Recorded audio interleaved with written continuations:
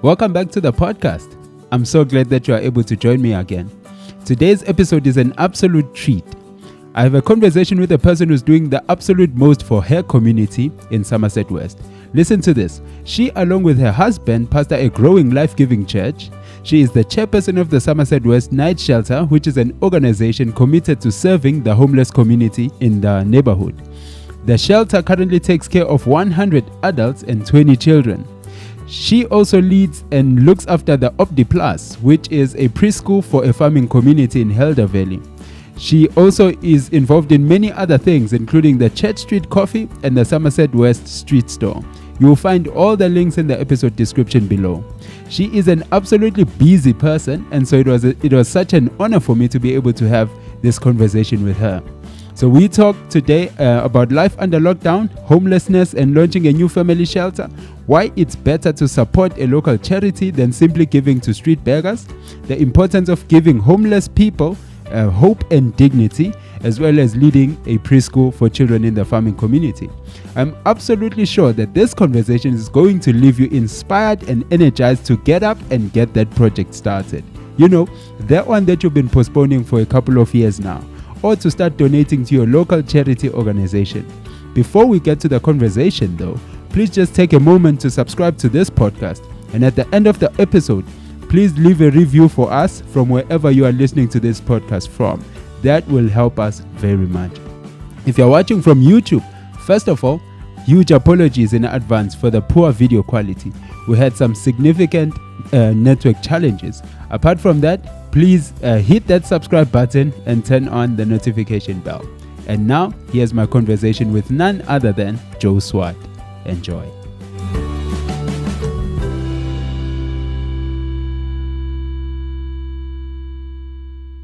Cool. So obviously, it's a conversation. So we just try to, go with the flow. So we might get through all the questions, or we might not get through all the questions. But yeah. All right. So maybe we can just start with a simple one. How has the lockdown been affecting you guys? Great. So it's been one of the busiest seasons during the lockdown. Been quite different and something totally unexpected in our church life. My husband and I run a local church, and we were coming into the start of the year in April, wanting to celebrate 20 years of being with this local church, leading it. So we were planning a big party and just a time to celebrate and reflect on God's goodness and how he's carried us, and to just have fun. But that was put on hold, and we've experienced church in a whole new way. It goes against everything that we keep on saying to people. We're better connected.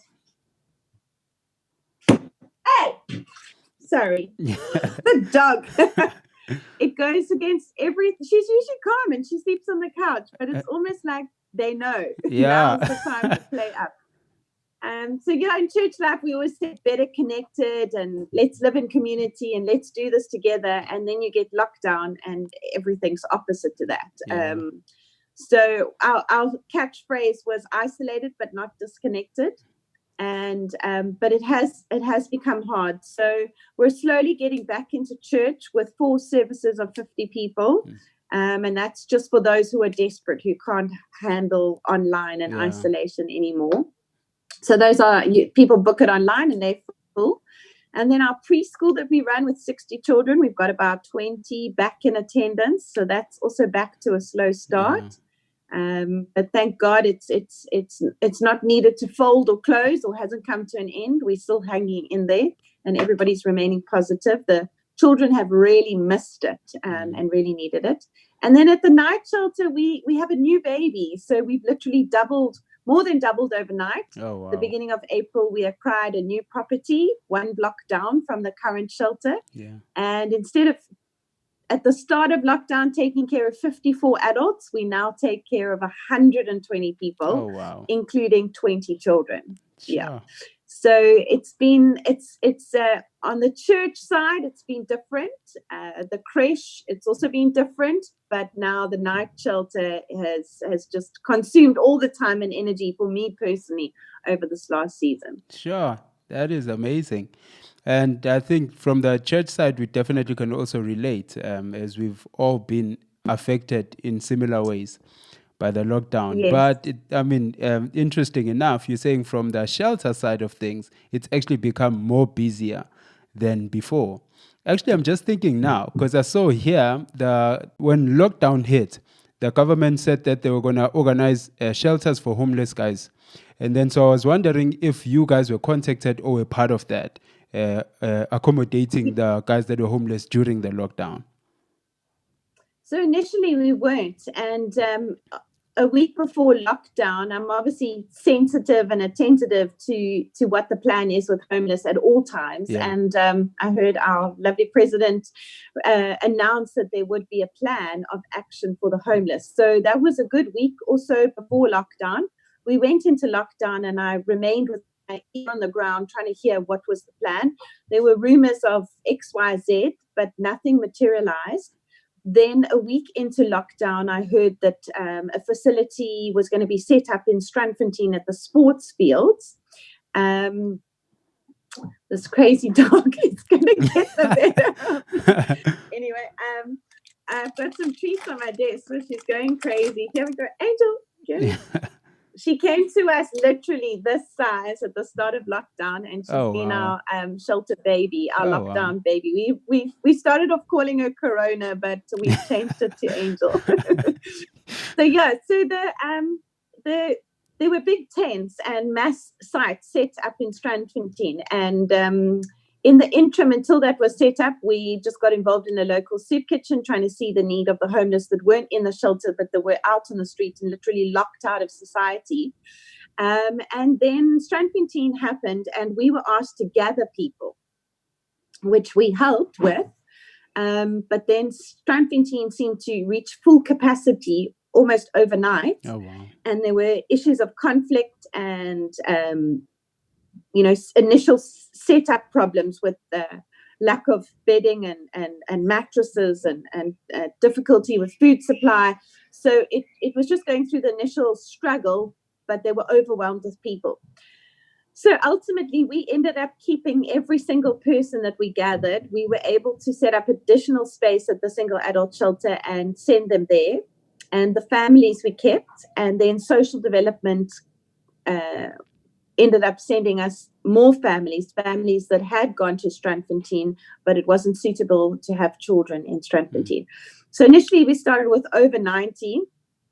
We literally unlocked the doors of an old unused school site, one block down from our night shelter, and we set it up as best we could. And we're now just over 70, because thankfully we have been able to reconnect some families and send her mother and children to Johannesburg to her mother. So we've had some ins and outs, but the core group of 70 still remain, and this is 4 months in.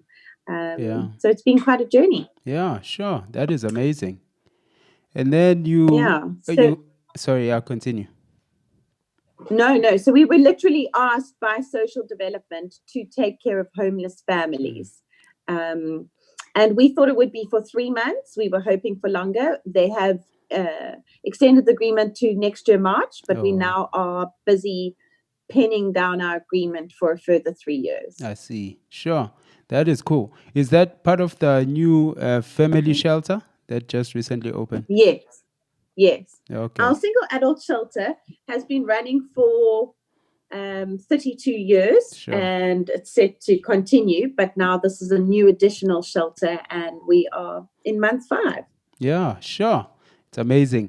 And then maybe can you just take the time to just briefly describe some of the stuff that you guys are doing?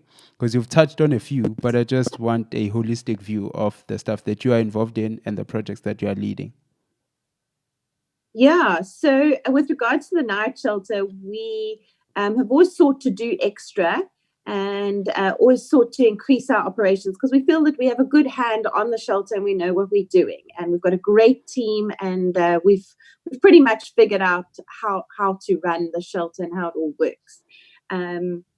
But we've always wanted to do more, and we felt we had the capacity to do more. So we've been pursuing this for several years. And we were declined on a property last year that we had been petitioning and applying for, and in many sessions to acquire. We were declined right at the final moment. Last year, the dog is shopping in my drawers. Last year, June, July. So we were quite despondent after that, but we just felt that God had a bigger plan, and I didn't know when that was going to materialize. Jump forward to a year, and this is clearly God's bigger plan, which is much bigger than the previous property that we would have acquired. Sure. And when I'm talking about much bigger, I mean the capacity of people that we can care for is 100% bigger, and the land site is 100% bigger. So God has literally given us 10 times what we wanted. Wow. So our hands are full.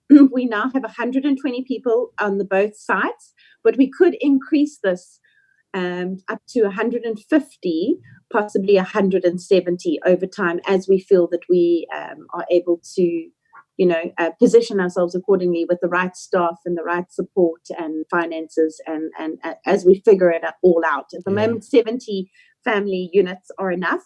So that makes up a group of about 15 to 16 family units, and that's quite a lot. So we've never dealt with it before, and it's been quite a journey to navigate the ins and outs of all of that. Having children, our organization has never taken care of children before. So there's a lot that goes along with that. But we've had the great privilege of being the channel between the community and soup kitchens in the local township that are in need. So our organization channels we receive the funds that people want to bless, and we then shop and work out the logistics and deliver groceries to ladies in the township, mamas who are running soup kitchens, and 2,500 to 3,000 people are being fed daily via those 6 soup kitchens. Wow. So that's been incredible. That started at the beginning of April, and that we thought initially was way more than what we could handle. But thankfully, with much thanks to amazing volunteers, we've managed to carry that. Also, everybody was really passionate about food parcels in the very beginning and helping with that. So we did hand out about 350 food parcels, and that, can you imagine, I find it quite a task just shopping for my own groceries every evening, let alone 350 food parcels. So we did it in batches of about 20 to 30, and we had ladies from the community that literally just offered and put up their hands to go and shop. And then one lady had a connection via Checkers and a manager, and we got great discount and extra things put in the parcel. So it's been amazing, but we've drawn back from the food parcels now and focused on the soup kitchens. Sure. So it's really been busy. It hasn't just it started with the 50 odd at the night shelter, then it increased by another 90, settled down to another 70, so 120 in total. But it's been the daily involvement of these soup kitchens, and then on top of that, the food parcels. On top of that, we receive about, I would say, 5 calls a day to assist over and above, just people in the community in need. And then a lot of the families that we're helping, their families need help. So when we organize a family visit, then often these people have come from a poverty situation and a situation of need. So then we need to send provision with them. So we have 2 families visiting their families this weekend, and both families are taking a food parcel with them. So it's just ongoing. And then we also relaunched our voucher system. So every day we have 25 to 30 people coming to cash in a voucher. We encourage the community to buy a 20 Rand voucher as opposed to giving cash at traffic lights. And then the homeless person can come to the shelter and cash that in for a food parcel. And the value of that food parcel is actually about 50 Rand. Oh, wow. Sure. No, this dog that's is amazing. Serious FOMO. Dog, does not want to get left behind. No, that is amazing, especially the food, the voucher system, because it's always that little bit of a sensitive topic, in terms of, do we give money? Do I go shop for them? But I think, I mean, it's the first time I'm hearing of something like this. the key is that relationally, our organization can do so much more than what you can do at a traffic light handing out 20 Rand. Yes. And we want the homeless folk or the people in need to start to build a trust relationship with our organization, because we have social workers and that's what we do. We have the time and the ability to ask key questions. Oh, I see you're elderly. Are you perhaps over 60? Oh, are you receiving a SASSA grant? Oh, you're not. Oh, why would that be? Oh, you don't have an ID. Oh, could we help you get an ID? So we can engage on that level and help them take steps forward, as opposed to just receiving a 20 Rand on the traffic corner. And it really doesn't help. It's a quick fix, but it's not. It has no sustainability or longevity to it, and there's no relationship being built. Yeah. How does it work though? So a person would see a person at the traffic lights, and then how does that work? So then they drive to the night shelter and buy the voucher there. Is there a connection between that voucher and the person they saw at the traffic light? Not really. So we sell the vouchers via various churches, our night shelter, coffee shop, and at some local petrol stations and one or two restaurants. So the community can buy the voucher, they can have it on hand in their car, and they can hand out the voucher at the traffic light or to whoever who needs. Okay. Then that person then brings the voucher. Whether they want to use the voucher or not, it means that the 20 Rand still goes to the night shelter. We help daily people with whether they have a voucher or not. But if they have a voucher, they feel more dignity to the ask, and they feel more entitled, and it's kind of like a barter system. They give us something, we give them something. So it helps with their self-esteem. But of the people, the 25 to 30 that are claiming vouchers every day, I would say a good 5 of them don't have a voucher, but we give them the exact same service that we give those who don't have a voucher. So we will help anybody. They don't have to have a voucher. It just helps redirect the finances to the shelter, who's ultimately helping everybody anyway. Yeah. Wow. And then and also, remember, as the public, you feel really guilty, not to give money, but what do you do? So it helps with this disconnect of what do you do? Yeah. And when you give that voucher, if they say they don't want it, that's fine. The shelter's receiving the money. Yeah. And even if they go sell it, ultimately somebody's cashing it in and somebody's receiving those services and somebody's getting help. No, I love it. But we track the numbers, and we do find that not many are being sold. We do have a good feel for it. And I think the key is that we're giving more than 20 Rand's worth of services to the client who's coming in. So they have access to social services, they have access to clothing, shoes, hygiene products, a shower, a warm meal on site, and a takeaway parcel. Wow. So they're not going to sell that because they understand that it says 20 Rand on there. They might get a 10 Rand from somebody or a cigarette by selling it, but actually the value of that voucher is far greater. So they're often preferencing cashing it in themselves and receiving those services. Yeah. No, it sounds really, really amazing. And for me, I think, as I mentioned, I'm hearing about something like this for the first time. But I really think it is definitely along the right path, especially as you've explained it, in terms of what the shelter does and the fact that the shelter is way better equipped at helping the person who is at the traffic light than just an average person driving by. So, yeah, I love it. Very good. And then on the side, so that's the shelter. And then you said you and your husband are leading a church. Congratulations on 20 years. That is amazing. So sad that you guys were not able to have that party, but I'm sure as soon as situation allows, the party is going to have to happen. Yeah, it's definitely a save the date to be announced at a later stage. We will get to celebrating when the time is right. Yeah, and then you also touched a little bit on is it a preschool with 60 children? Yes, we run a preschool with 60 children in the local farming community, ages 3 to to 7 years, so that includes grade R. And it's been an absolute delight and a privilege to do it for 8 years.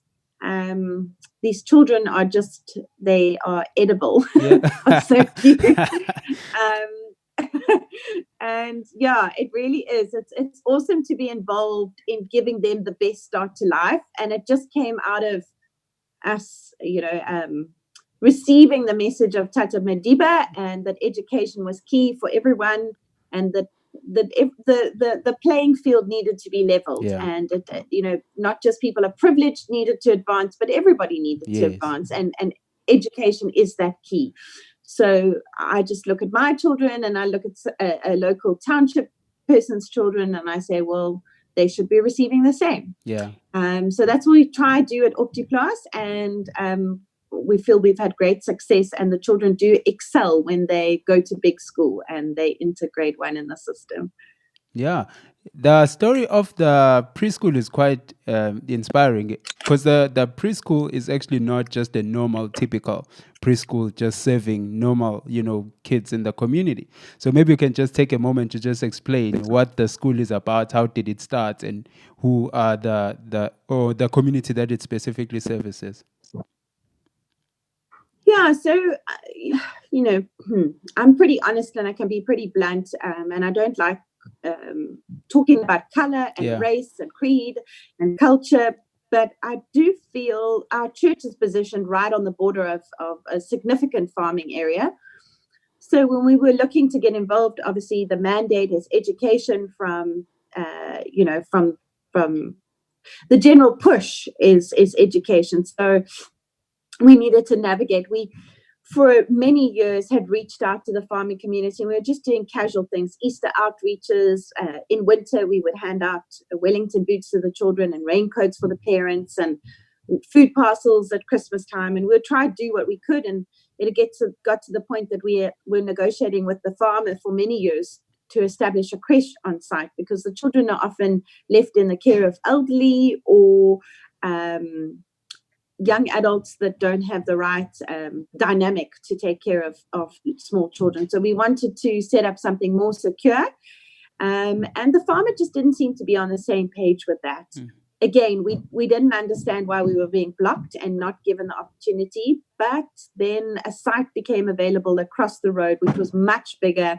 And we are now there for 8 years. It's a community center, a preschool, a learning center for school-going children. So it's much bigger than just the preschool. We're involved in funerals, weddings, celebrations, educating the primary school children, a good 20 of them, 25 of them when they come home from school. So God always has more. You always think, well, why aren't you getting the open door? But he always has more. This dog is driving me crazy. I'm going to stick her out the door. Absolutely no problem. She's never this bad. She always behaves and just sleeps. But anyway, so we felt it made sense. I also think in South Africa, things have changed on farms, and it was a different setup with the colored folk who were part of the farming community. And now a lot of the farmers have subcontracted, and they've moved folk off their farms into, apartheid designated areas. And some folk are still left on the farm, but very few, and they're suffering because they're at the end of the farm, and the farmers transitioned to contractual workers, and now they're living in their father's house, and they have children. And you now have the situation where there's small farm cottages with 4 generations in one cottage. Sure. And these children are needing to be educated, and they're needing to be helped up and out of the system. So that's the challenge. So education in those areas is key. We've had the great privilege of being involved in that. Sure. And then one day, one of the local Zimbabwean ladies was on her way to go clean a farm owner's house, and she heard that we had a preschool going, and she came to look at the preschool, and there were about 15 local children. And she said, well, my child, we don't live on the farms, but I'm Zimbabwean, and I'm not happy with the options that I have in the township. Can I bring my child when I bring my child to work to your preschool? And we said, yes, sure.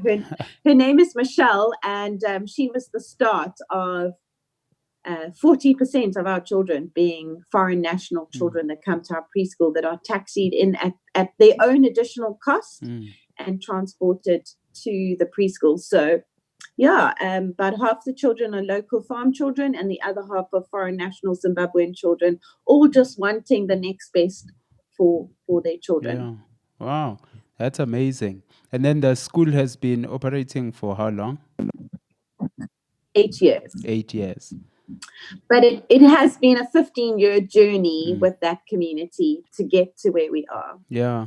Are there any relationships with some of the kids that have graduated from the preschool and went into bigger school? Yes. And it's just wonderful when we see them and we have the opportunity to connect. So yeah, some of them are in late primary school now, and it's just been incredible. Yeah. So sure. And then on top of and it's amazing how small the community is, because I'll sometimes be just in Pick and Pay in a queue, and then one of the mums will stop me and say, my child went to Op Die Plaas, and I'll look and I say, oh yes, I recognize you. Wow. And it's just amazing how small the world really is, and how we all make up one community.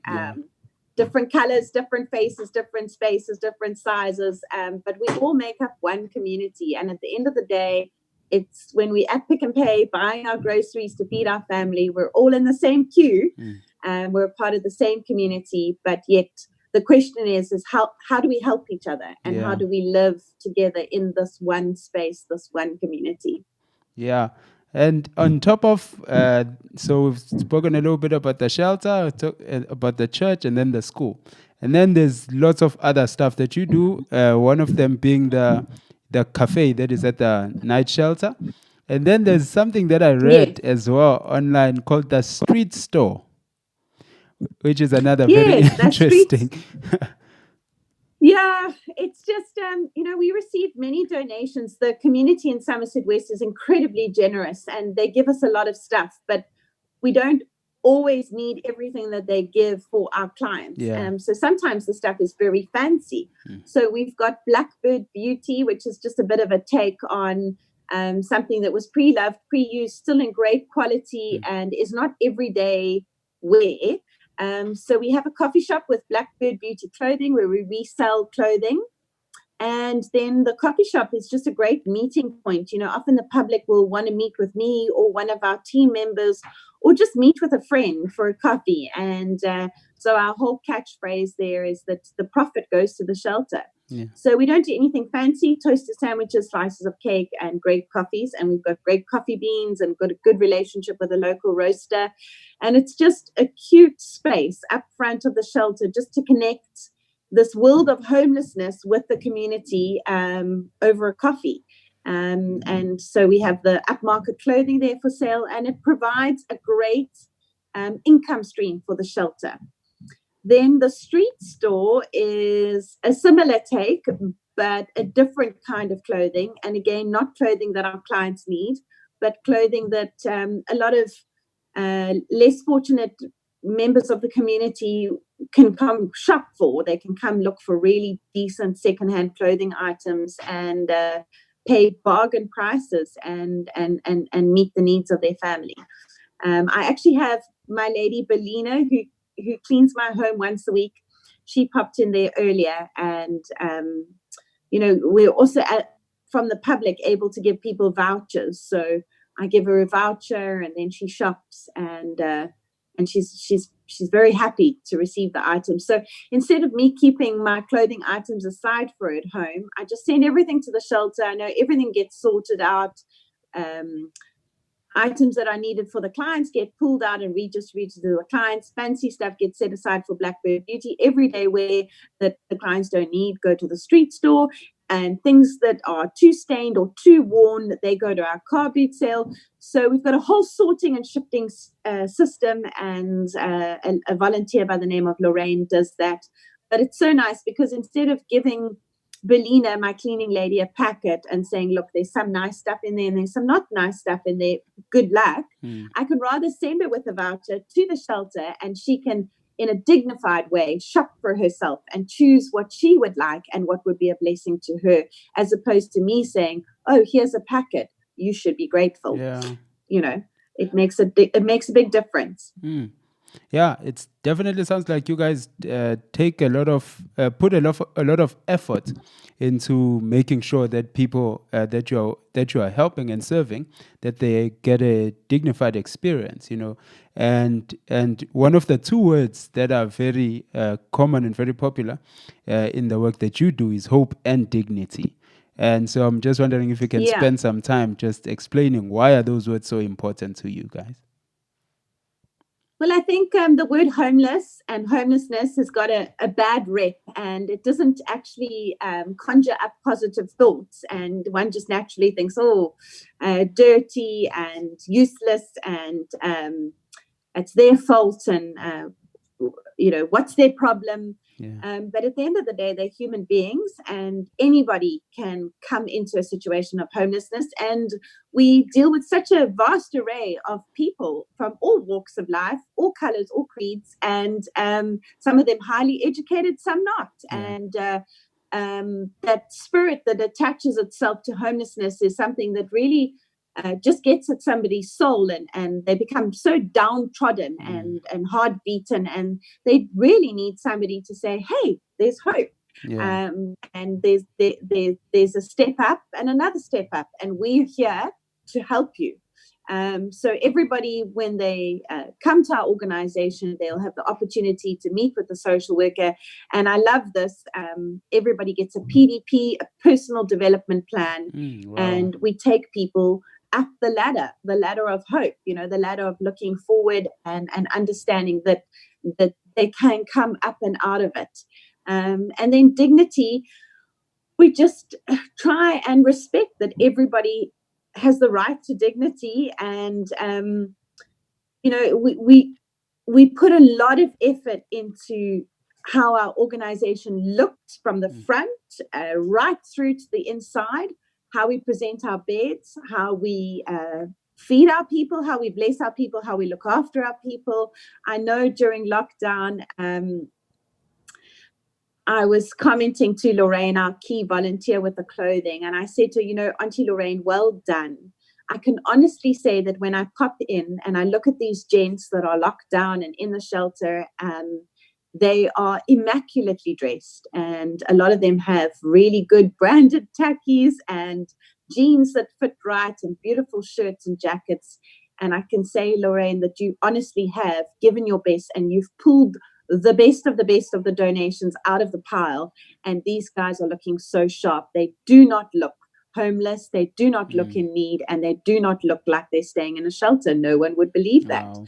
And that's our aim, is just to come against that spirit, and to break the ice, to lift the atmosphere, and to just say these people deserve dignity, and they deserve the best. And we're trying to dispel that natural feeling that arises in one's spirit when they think of homelessness.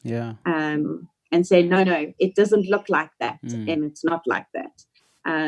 So we can't help these guys with their mindset. We can't help lift their spirit if we're going to give them second best broken. I've got this thing. I just, it rolls off my tongue. I'm like, I don't want broken stuff. I don't want torn stuff. I don't want stained stuff, and I don't want ugly stuff, and I don't want stuff that nobody else would ever wear or use or want. So a lot of sifting and shifting goes through our donations, and you know, from the clients being our priority to the other avenues that we can place these items and earn some finance off, right down to the bottom where the things that we don't want, we still got a place to send them to a group of people that actually want anything and everything. So everything gets reused and redistributed, but at our shelter, I don't want broken, stained, gross stuff. I want stuff that's dignified and that puts the person in the best light, that puts our organization in the best light, So yeah, the atmosphere and the look and the feel of everything is very important. Fantastic. And then is there a process? So for each and every person that comes in, maybe they're coming in for the first time, is there a process that you run them through?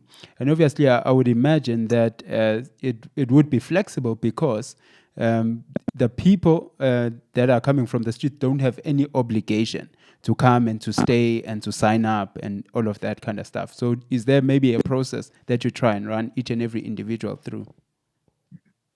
Yeah, so our social workers will undertake an interview process and mediate and try to find out, does the person really want our help? And then there's application forms and a process that takes place. This is not a check-in on Thursday night, check back in on Sunday night shelter. This is you enter into a relationship with us, and it is every night. You need to be accounted for, and this is a set season that you're receiving our care for.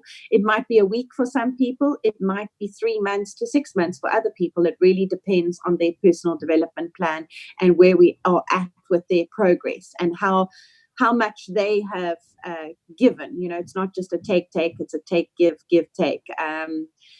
So yeah, but Wayne, the manager, and myself, if every now and then over weekends we can be flexible and ask the team just to bend a bit and adjust our normal process to take people in if there's a genuine need.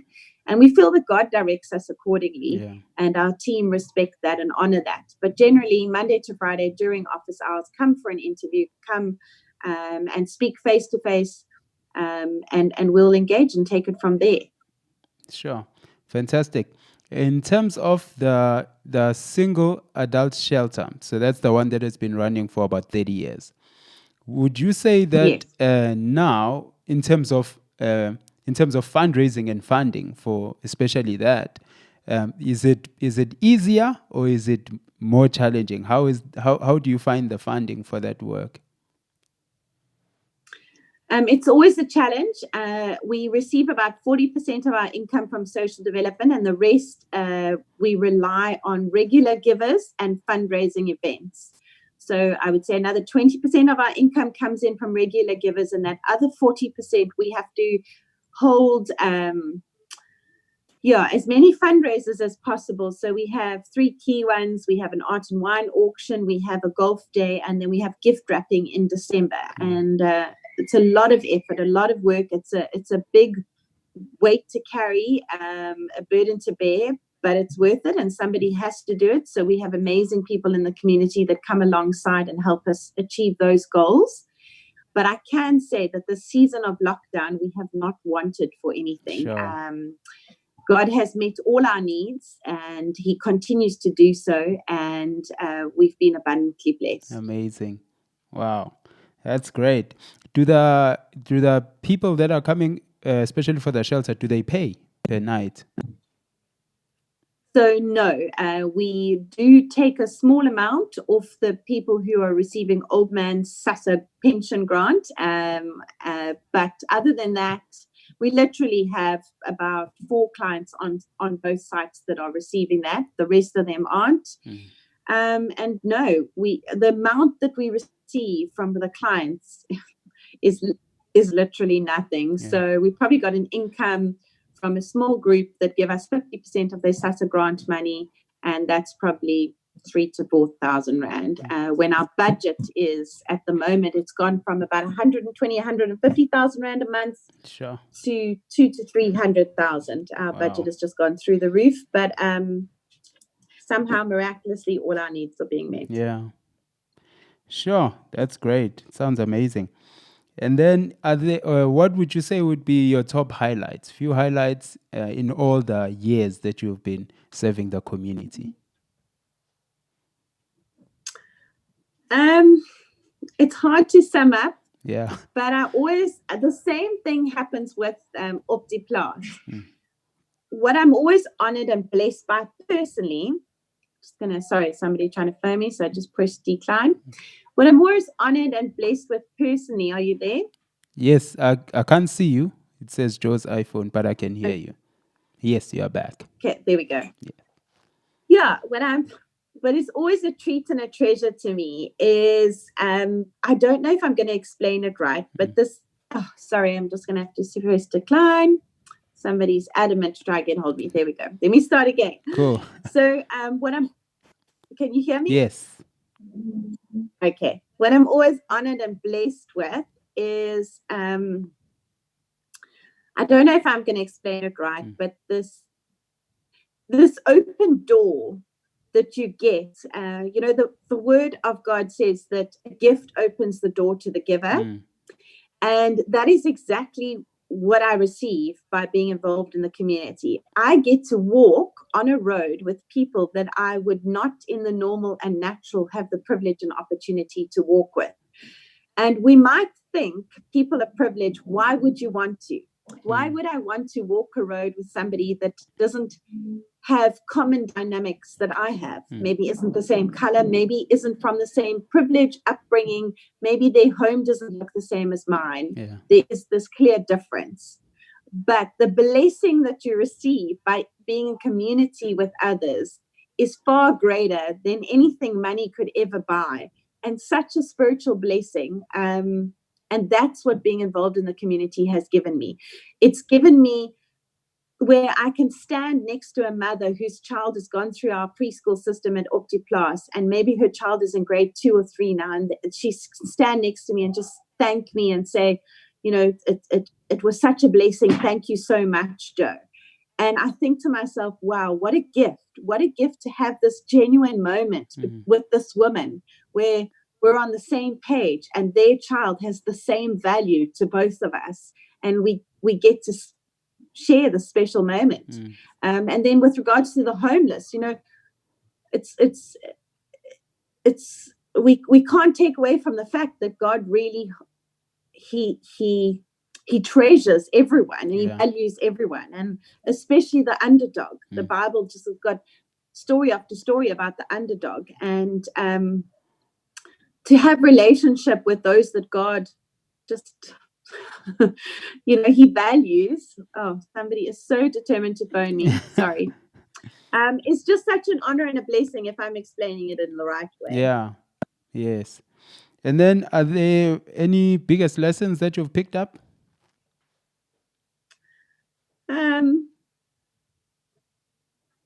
Yeah. I don't know.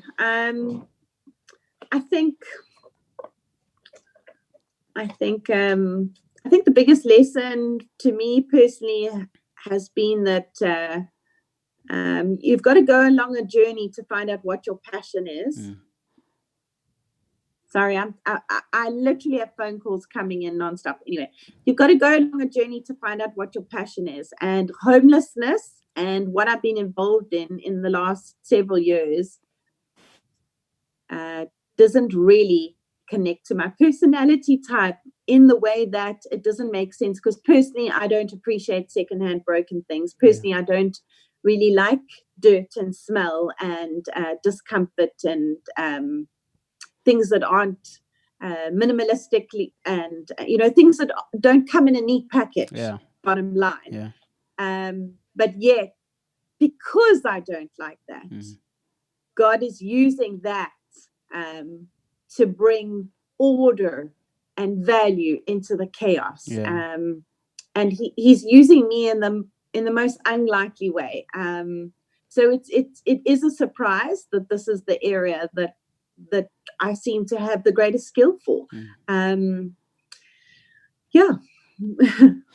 Cool. And another one is one of the things that really inspired me when I was having a conversation with you is just how you have always been involved in the community, because serving the community because of your love and compassion for your community. And so I'm thinking maybe you can speak to a person or maybe a church or a group of people that are interested in beginning the work of serving the community. What are the practical steps that they can take? Where can they start? Maybe they don't even know where to start, but they see there's a community that has a need and they do have a desire to get involved. So if I just look at back where we started, it really starts with a relationship, and there are people doing great things already in every community. And it just starts with lending a hand, coming alongside those people, introducing yourself, saying, I'm new to this. We want to come alongside. We want to help. People often think that they need to start something, start an NPO. They need to come up with a name. They need to find a space. That's all great, but it doesn't come right at the start. It comes after many years and after a long process and a significant journey. Sometimes all you need to do is help what's already there. It's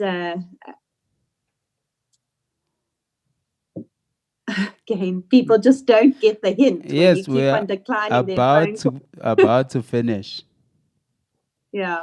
My key thing is just come alongside what already is there and in place. You will learn lessons in the process. Don't start out thinking you've got to start your own thing. You're on the wrong path if it's all about starting your own thing. Sure. God will decide if it will become yours or not. But there's many lessons and a journey to be had before you get there. Wow. That is valuable insight. And then last question from me is, the last time we had a conversation, you had this massive idea, which I thought was very inspiring. Idea of buying a bus and renovating it, putting some beds in it, and then using it as a mobile accommodation for homeless people. Just wondering how far that went. Yes, so we bought the bus and we renovated it and it's good to go. It's parked at the back of the night shelter. We haven't yet started to use it because of needing a bus driver and additional staff. And we are trying to negotiate with the City of Cape Town. They've got a work skills program and there's people that don't have employment that have certain skills that maybe they can contract to us on an agreement basis. So, we're hoping that that'll come into play soon. Oh, wow. That is amazing. Well done. That is incredible. Cool. Any closing remarks? Any closing words from your side? No, but thank you for this opportunity. It's good to connect, good to chat. I'm sorry for all the chaos, the dog, the constant phone calls. No, thank you very much. Thank you for your time. Definitely appreciate it, especially having tried the other day and it didn't work, and we've now been able to make it work. I don't know if it worked that well today, the noise and the dog, but nevertheless. It is great. I think if you're happy with it, that's great. Otherwise, we can always give it another go. No problem. I think it comes with the territory of working in the space that you work in. So it's great. No problem. Yes. Thank you very much. Definitely enjoy your day and have a great week. Thank you. Take care. Bye. Bye-bye. So that brings us to the end of that conversation. And what an inspiring conversation, an inspiring person that Jo is. I'd like to leave you with this thought, which is something that also came through in the conversation, that if you are thinking of starting or beginning to serve in a poor neighborhood, don't try to go out there and start something new. First, find out what currently exists and what is already happening in the community that you want to serve in. Then begin by supporting that work that's already there. It is in the context of you supporting what already exists that you'll be able to identify what else needs to be done that is not currently being done. And as I mentioned, all the links are going to be in the episode description. And so, before I let you go, please go and find us on our social media platforms. Reach out to us, talk to us. We'd like to hear from you. And definitely let us know, what would you like us to tackle next, or who would you like us to talk to next. Our email, as always, is podcast@beyondthisewalls.org.za. I repeat it, podcast@beyondthisewalls.org.za. Go out there and make this world a better place. Peace. See you on the next one.